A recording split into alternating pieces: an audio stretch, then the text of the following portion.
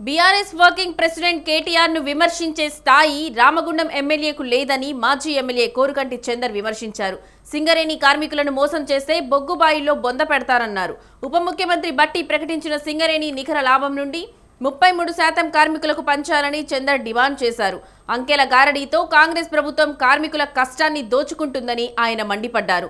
Ramagundam MLA Raj Thakur కార్మిక వేషధారణలో కార్మికులను మోసం చేస్తున్నారని ఆగ్రహం వ్యక్తం చేశారు. అధిష్టానం మెప్పు కోసం రాజ్ ఠాకూర్ కేటీఆర్ పై చౌకబారు ఆరోపణలు మానుకోవాలన్నారు. ఇప్పటికైనా సింగరేణి యాజమాన్యం, రాష్ట్ర ప్రభుత్వం నికర లాభం నుండి కార్మికుల వాటా 33% చెల్లించాలన్నారు.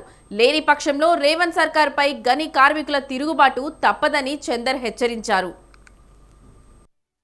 కోసం కార్మికుల లాభాల వాటాను 33% నికర లాభంలో బట్టి విక్రమార్క గారు చెప్పినటువంటి విధంగా, వారు ప్రకటించినటువంటి విధంగా 33% లాభాల వాటాను ఇవ్వాలని కేటీఆర్ గారు మాట్లాడితే, కేటీఆర్ గారి మీదనే మీరు విమర్శలు చేసినటువంటి మాటలను మేము తీవ్రంగా ఖండిస్తూ ఉన్నాం.